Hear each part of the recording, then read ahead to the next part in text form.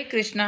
कल मैंने बतलाया कि कलयुग के क्या लक्षण होंगे और किस प्रकार मनुष्य विषयी हो जाएगा धीरे धीरे। सामान्यतः वह सब हम अपने आँखों से देख सकते हैं आज के समय कि किस प्रकार कलयुग का पहले ही भागवतम में जो लिखा हुआ था वह आज प्रत्यक्ष हम सभी मनुष्यों में पाया जाता है। लोभ, मोह तथा अनेक प्रकार की विषयासक्ति हमारे अंदर हो गई है। परंतु कलयुग का एक बड़ा प्रबल प्रभाव अच्छा भी बताया गया है और उसकी महिमा भी हमें जानना चाहिए, क्योंकि जब तक हम जानते नहीं हैं तब तक स्वीकार भी कैसे कर सकते हैं।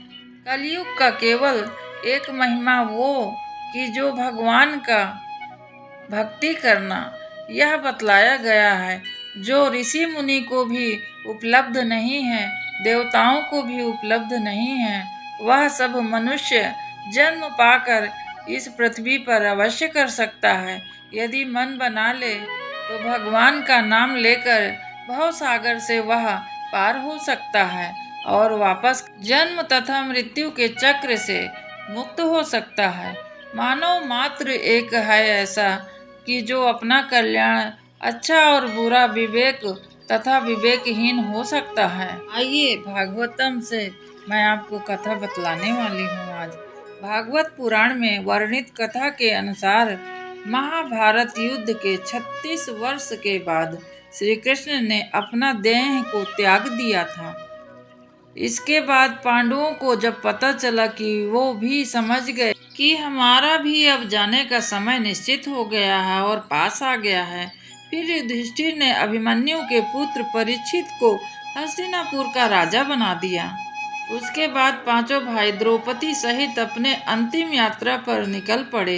इधर परीक्षित के राजा बनते ही युग का परिवर्तन का समय भी नजदीक आ गया। आइए जानते हैं किस प्रकार कलयुग और राजा परीक्षित का वार्तालाप होता है। एक दिन राजा परीक्षित शिकार के खेलने के लिए जंगल गए। उन्होंने देखा कि एक बैल और एक गाय आपस में कुछ बात कर रहे हैं। भागवत पुराण में बताया गया है कि धर्म के देवता बैल के रूप में और पृथ्वी की देवी गाय के रूप में वहां मौजूद थीं। और सरस्वती नदी के तट पर बैल गाय से पूछ रहा है, आप इतनी दुखी क्यों हैं? क्या आप मेरा एक पांव देखकर दुखी तो नहीं हो रहे हैं? बैल के मुख से ऐसी बात सुनकर पृथ्वी देवी कहती हैं, धर्म के देवता आप तो सब कुछ जानते ही हैं। जब से श्री कृष्ण भगवान मुझे छोड़कर चले गए हैं तभी से मैं दुखी हूँ। अभी वहाँ खड़े राजा परीक्षित ने देखा कि एक व्यक्ति मुकुट पहने हुए और धर्म रूपी बैल को डंडे से मार मार कर और गाय को लात मार रहा है। वह कोई और नहीं कलयुग ही था। और परीक्षित ने कहा, क्रोधित हुए परीक्षित कहते हैं कि अरे दुष्ट पापी, तुम इन दोनों को क्यों मार रहे हो और मेरे राज्य में तुम्हारी हिम्मत कैसे हुई इस तरह का पाप करने का? मैं इसकी सजा तुम्हें अवश्य दूंगा। इतना कहकर राजा परीक्षित ने तलवार निकाली और कहा, आज तेरी मौत निश्चित है मेरे हाथों से। अब तू मुझसे बच नहीं सकता है। मेरे राज्य में इस तरह की अराजकता कर रहा है मेरे आंखों के सामने। राजा परीक्षित ने जैसे ही तलवार निकालकर आगे किया तैसे ही उस व्यक्ति ने डर के मारे कांपने लगा। फिर बोला, हे महाराज, मैं कलयुग हूँ और यहाँ वास करने आया हूँ।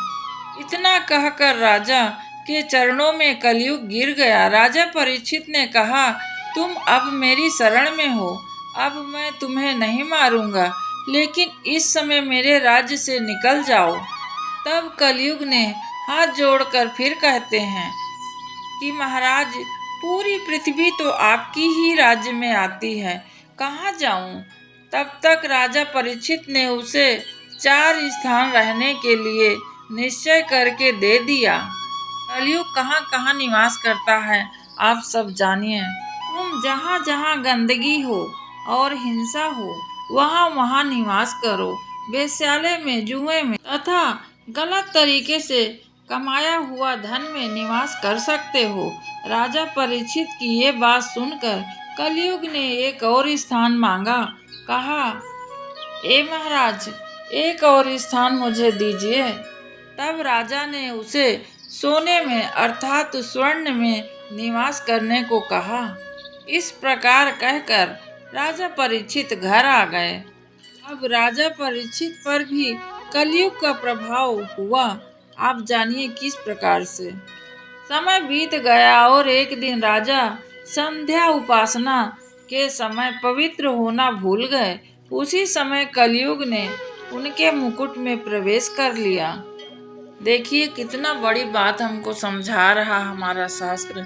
यदि हम शास्त्र विधि से चलते हैं तो बहुत ही हमें ताकत मिलती है, क्योंकि आपने खुद ही अनुभव किया होगा।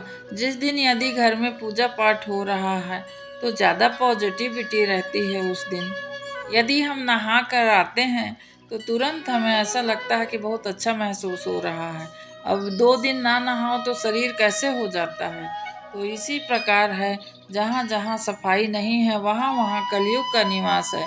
हमें रोज नहाना भी चाहिए, रोज नहाने के बाद पूजा भी अवश्य करनी चाहिए। यदि आप सबको याद भी हो, जो हमारी दादी लोग थी, रसोई यदि पकाती थी तो उस समय वो दूसरी किसी चीज को, चाहे खाट हो या उनका खुद का बच्चा भी हो, तो छूने नहीं देते थे बड़े बुजुर्ग। इसीलिए कि जितना पवित्रता से हम भोजन बनाते हैं और परोसते हैं, खाने वाले के अंदर भी उतनी पॉजिटिविटी होती है।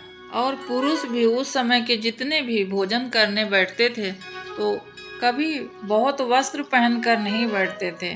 भोजन करने के बाद ही वस्त्र धारण करते थे। एकदम साफ स्वच्छ, भले बोरा ही क्यों ना हो, पर साफ सुथरा करके उसमें बैठकर भोजन प्रारंभ करते थे। इसके लिए उनको हमेशा 100 साल से ऊपर ही देखे होंगे कि उस समय के पुरुष कितने बलवान तथा 100 साल से अधिक उनका आयु होती थी। अब हम खड़े बैठे जहाँ तहाँ खा लेते हैं, ना किसी प्रकार का भेदभाव करते हैं। भेदभाव यानी कि छुआछूत नहीं करनी है, लेकिन सफाई का हमें ध्यान रखना है। इस तरह अपवित्र होने के कारण कलयुग ने मुकुट में प्रवेश कर दिया और सोने से बना हुआ मुकुट था। उसके बाद एक दिन राजा शिकार खेलने गए तो वहाँ उन्हें जोर की प्यास लगी। वहाँ पास में ही स्थित एक ऋषि के आश्रम में वो गए।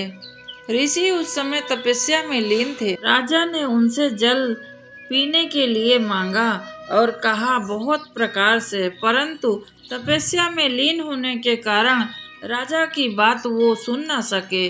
बार बार कहने पर भी जब उन्होंने ना सुना तो राजा परीक्षित को पानी न मिलने के कारण और मुकुट पर कलयुग का प्रभाव होने के कारण वहीं पर एक मरा हुआ सर्प पड़ा हुआ था। उसको उठाया और उन्होंने गले में डाल दिया, क्रोधवश।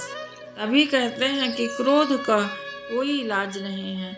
अगर एक बार शांत हो गया मन तो सब दुख भी खत्म हो जाता है और समस्या की हल भी मिल जाता है। परंतु क्रोध के समय हमें बचना चाहिए। गले में सांप डालकर और वहां से चले गए। कलयुग के प्रभाव से यह सब उनके साथ हो गया। बुद्धि भ्रष्ट हो गई राजा परीक्षित जी की। कुछ समय बाद ऋषि श्रृंगी आश्रम लौटे तो ऋषि के गले में मृत सांप को देखा। वह क्रोधित हो गए। उसके बाद उन्होंने श्राप देते हुए कहा, ऐसा अधर्म, निर्लज्ज, जो कोई भी ऐसा अराजकता काम किया है उसकी मृत्यु आज से 7वें दिन तक्षक नाग के काटने से हो जाएगी। इसी बीच अन्य ऋषि कुमार समीक ऋषि के गले में मरा हुआ सांप निकाला, तभी उनकी साधना भी टूट गई। ऋषि समीक ने उनसे पूछी सारी बात और विस्तार से सभी ने बतला दी। उनकी बात सुनकर समीक बोले, बेटा, एक साधारण से अपराध के लिए राजा परीक्षित को सर्प डसने के मृत्यु श्राप क्यों दे दिया? यह बिल्कुल उचित बात नहीं है। तुम यह बहुत बुरा कर्म किए हो। यह हमें शोभा नहीं देता बेटा। अभी तुम इन बातों का ज्ञान प्राप्त नहीं कर पाए हो, इसलिए तुम ईश्वर की शरण जाओ और अपने अपराध की क्षमा मांगो उनसे।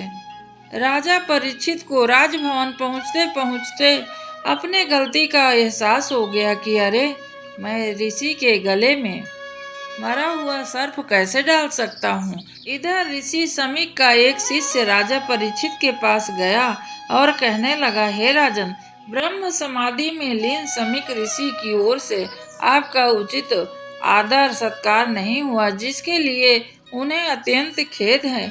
लेकिन आपने जो मरे हुए सर्प को उनके गले में डाल दिया था, जिसके कारण उनके पुत्र ने आपको आज से 7वें दिन के बाद मृत्यु का श्राप दे दिया है। उनका यह श्राप असत्य नहीं हो सकता है। अतः आपसे निवेदन है कि आप अपने इन 7 दिन का सच्चे मन से ईश्वर की आराधना में लग जाएं, ताकि मोक्ष का मार्ग आपको मिल जाए।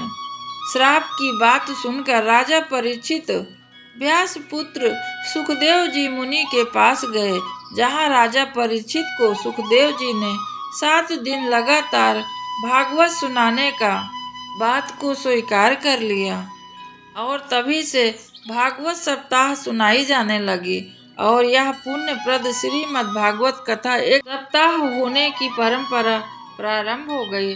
हम सब जो साप्ताहिक भागवतम सुनते हैं, वह सब राजा परीक्षित जी के ही कारण हमारे बीच में प्रचलित हुई है। आइए आज हम कथा सुखदेव जी के मुख से राजा परीक्षित जी सुन रहे हैं और हम सब भी पुण्य भागी हों कथा सुनकर भगवान भागवतम में विराजमान होते हैं, ऐसा हमें जानना चाहिए। बड़ा मन लगाकर आप सब कथा को सुना करिए। भगवान थोड़े में थोड़ा हमें भी बुद्धि दें और हम उनकी तरफ आगे बढ़ते जाएं। आइए बिना विलंब किए कथा की ओर चलते हैं। जब परीक्षित जी को सुखदेव जी ने कथा सुनाने के लिए मान लिए और आकर कथा सुना रहे हैं। अब कथा सुनाते हुए उन्हें 6 दिन बीत गया। तब सुखदेव जी ने देखा कि परीक्षित के मन में अभी भी मृत्यु का बड़ा भयंकर भय है। फिर उनकी इस दशा को देखते हुए सुखदेव जी ने एक राजा परीक्षित को कथा सुनाई। कथा के अनुसार एक राजा एक बार जंगल में एक राजा शिकार खेलने गए और जंगल में शिकार खेलते वक्त राजा अपना रास्ता भटक गए। भक्तों बड़े ध्यान से सुनिएगा, कथा बहुत ही अच्छी है। इधर उधर भटकने के बाद एक छोटी सी झोपड़ी नजर आई। तब राजा उसके अंदर गया और उसने देखा कि वहाँ एक बहेलिया रहता है, जो कि लंबे समय से बीमार चल रहा था। जब राजा ने झोपड़ी में गया तो देखा कि बीमार बहेलिया ने उसी झोपड़ी में एक तरफ शौच करने का स्थान बना रखा था तथा खाने पीने के लिए भी वहीं रखा हुआ था, और बहेलिया जानवरों का मांस छत में टांग रखा था। उसी छोटी सी झोपड़ी में सारी व्यवस्था उसने बना रखी थी, अतः इतना दुर्गंध भरी हुई थी झोपड़ी में कि कोई जा नहीं सकता। दूर से ही बहुत गंधा रहा था। परंतु भटका हुआ राजा के मन में ये हुआ कि आज रात यहाँ बिताना ही पड़ेगा, क्योंकि उनके पास दूसरी कोई व्यवस्था भी नहीं थी। राजा ने उस बहेलिया से कहा, उस झोपड़ी में रुकने के लिए बहुत प्रकार से निवेदन किया। इस बात को सुनकर बहेलिया कहता है, मैं हमेशा भटके हुए राहगीरों को अपने इस झोपड़ी में पनाह तो देता हूँ, लेकिन जब दूसरे दिन सुबह होती है तो कोई यहाँ से जाना नहीं चाहता है। जब कोई जाना ही नहीं चाहता है तो मेरी झोपड़ी भर जाएगी और मेरा निर्वाह किस प्रकार से होगा। इसलिए मुझे अब किसी और को नहीं ठहराना है मेरे झोपड़ी में। तब राजा आग्रह करते हुए कहते हैं कि जब दूसरा दिन सुबह होगी तो मैं यहाँ से अवश्य चला जाऊंगा। और अब बारंबार कहते हुए राजा उस बहेलिया से आग्रह करते हैं, परंतु बहेलिया कहता है कि अब मैं झंझट में नहीं पड़ने वाला हूँ। बार बार सब लोग ऐसे ही कहते हैं और कोई भी यहाँ से जाना नहीं चाहता है। यह सुनते ही राजा बड़े अचंभित हुए कि इसकी झोपड़ी में ऐसा क्या है, कुछ भी तो नहीं है, क्यों लोग यहाँ रुकना चाहते हैं। राजन बहेलिया को वचन देते हुए कहते हैं कि मैं वचन देता हूँ कि ऐसा नहीं करूँगा और सुबह होते ही अपने घर के लिए मैं चला जाऊँगा। तो राजा की इस बात मानकर बीमार बहेलिया राजा को भरोसा करके अपने झोपड़ी में जगह दे देता है। जब रात को राजा वहीं विश्राम करने लगता है और लेटता है और उसी झोपड़ी की गंध रात भर राजा के अंदर जा रही थी।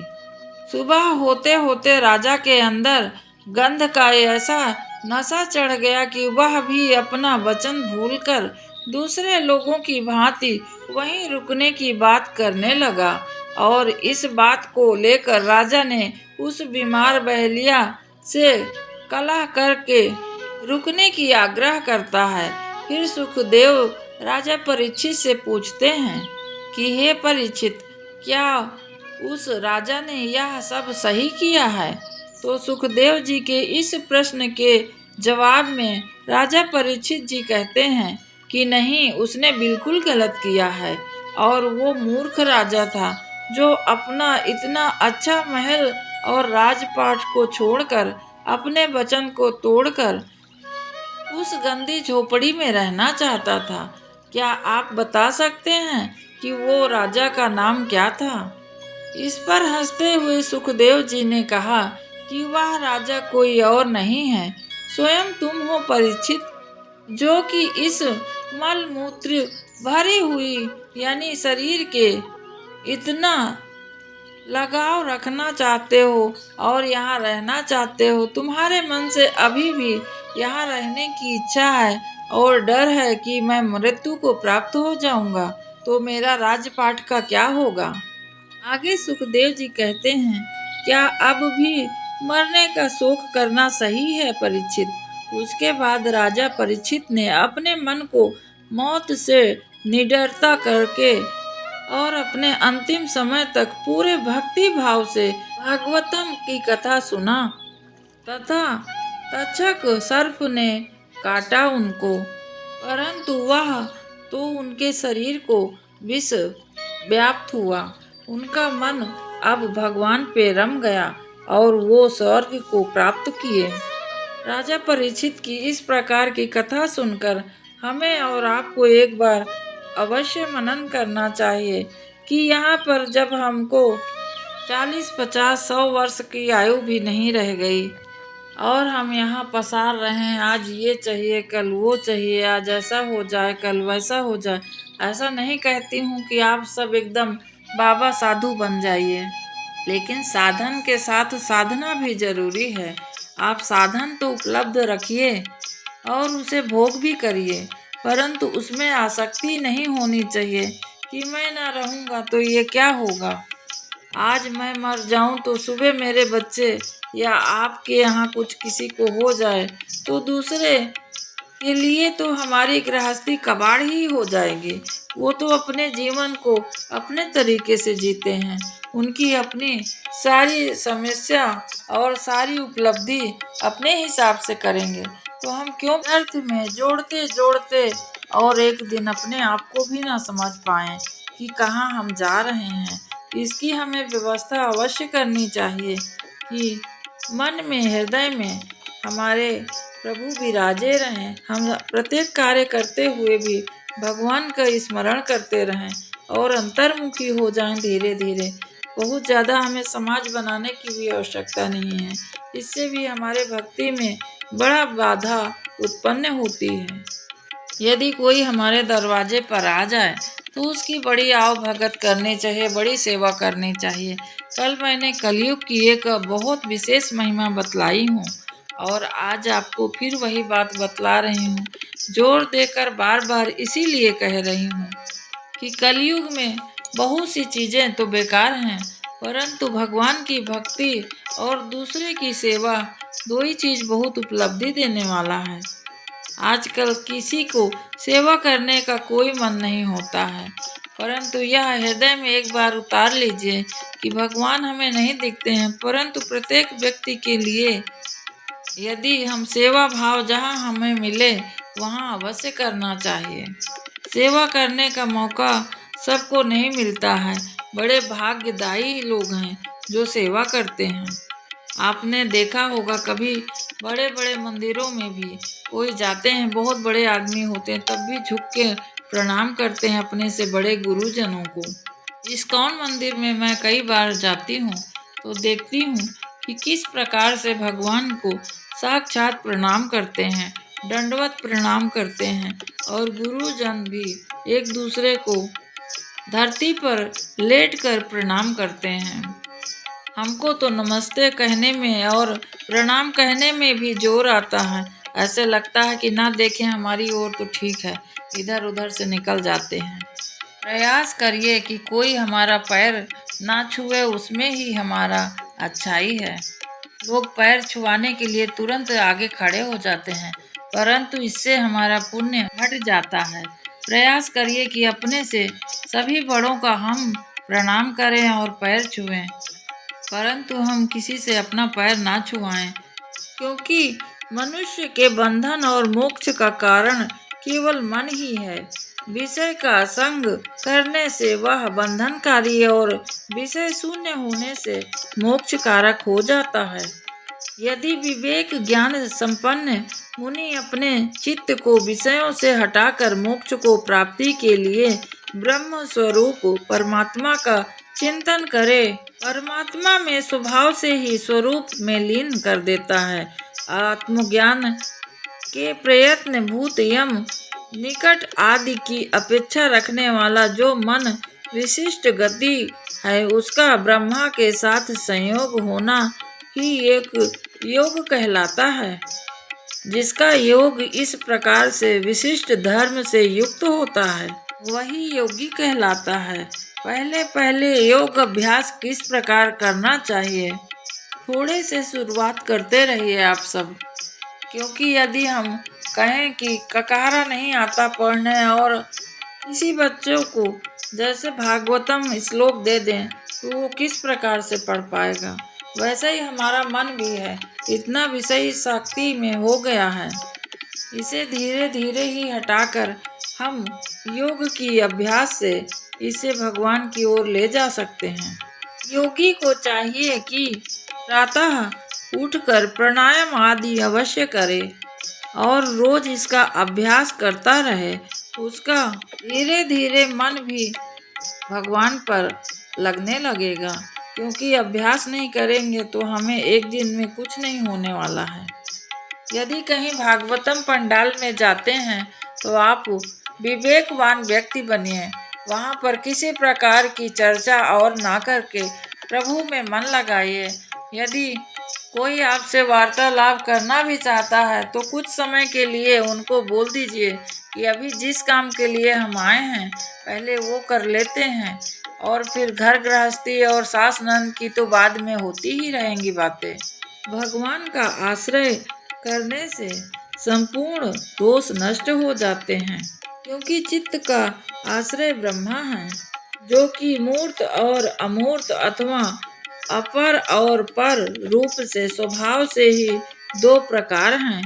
हे भूप, इस जगत में ब्रह्मा कर्म और उभयात्मक नाम से तीन प्रकार की भावनाएं हैं। इसमें पहली कर्म भावना होती है तथा दूसरी ब्रह्म भावना होती है और तीसरी उभयात्मिका भावना कहलाती है। इस प्रकार ये त्रिविध भावनाएं ही हैं जो सच्चिदानंद मुनि जन ब्रह्मा भावना से युक्त हैं और देवताओं से लेकर स्वाथावर संजम पर्यंत समस्त प्राणी कर्म भावना से ही युक्त है। हे महामते, विष्णु नामक ब्रह्मा का दूसरा अमृत आकारहीन रूप है, जिसका योगी जन ध्यान करते हैं और जिसे बुद्ध जन संत कहकर पुकारते हैं। नृप जिसमें ये की संपूर्ण शक्तियाँ प्रतिष्ठित हैं, वही भगवान का विश्व रूप विलक्षण है। इस प्रकार थोड़ा थोड़ा विष्णु पुराण से मैं आप सबको बतलाई हूँ। पराशर जी कहते हैं, हे ब्राह्मण, तदंतर सभी जनों को भगवान को ही भजना चाहिए, एकाग्र चित्त से ध्यान करते हुए, क्योंकि अपने कर्म को शुभ और अशुभ सब हमें परमात्मा को देना चाहिए। कर्मों को क्षय करते हुए समस्त विषयों भोगते रहें, उन्होंने फल की इच्छा ना करना है और उनको शुभ कर्म किए जाना है। इस प्रकार जो करता है वह समझो सभी पाप से मुक्त हो जाता है। आज मैं विष्णु पुराण से अंतिम भाग आपको बतलाई हूँ, राजा परीक्षित की कथा तथा आखिरी में पराशर जी किस प्रकार से समझा रहे हैं। क्योंकि हम भगवान जी की पूजा में कुछ भी नहीं जानते हैं, किस प्रकार से हमें करनी है, और जो भी कर रहे हैं वो दोष युक्त ही है, क्योंकि हमें आता ही नहीं कि भगवान किस प्रकार से पूजा से प्रसन्न होंगे। बस उन पे अपना मन लगाकर, इस दुष्ट मन को खींचकर भगवान पर ही लगाना है हमें, और उनकी निरंतर पूजा हमें करनी है और उनसे प्रार्थना करना है कि अगर नाथ देखोगे अवगुण हमारे, अगर नाथ देखोगे अवगुण हमारे, तो हम कैसे भाव से लगेंगे किनारे, तो हम कैसे भाव से लगेंगे किनारे। पतितों को पावन है करते कृपा निधि, पतितों को पावन है करते कृपा निधि, हुए पाप हमसे ये सुयस के सहारे, अगर नाथ देखोगे अवगुण हमारे, तो हम कैसे भाव से लगेंगे किनारे। हमारे लिए क्यों देरी किए हो, हमारे लिए क्यों देरी किए हो, अजामिल को पल भर में तारे, अगर नाथ देखोगे अवगुण हमारे, तो हम कैसे भव से लगेंगे किनारे। ये माना अधम है अपावन कुटिल है, ये माना अधम है अपावन कुटिल हैं, जो भी हैं प्रभु हम हैं तो तुम्हारे, अगर नाथ देखोगे अवगुण हमारे, तो हम कैसे भाव से लगेंगे किनारे। हे प्रभु, मुझे कुछ भी नहीं आती आपकी भक्ति करना, परंतु हे प्रभु आप सब कुछ जानने वाले हैं, आप सब कुछ जान लेते हैं। सबको भक्ति मार्ग दीजिए। आज के लिए बस इतना ही। हरे कृष्णा।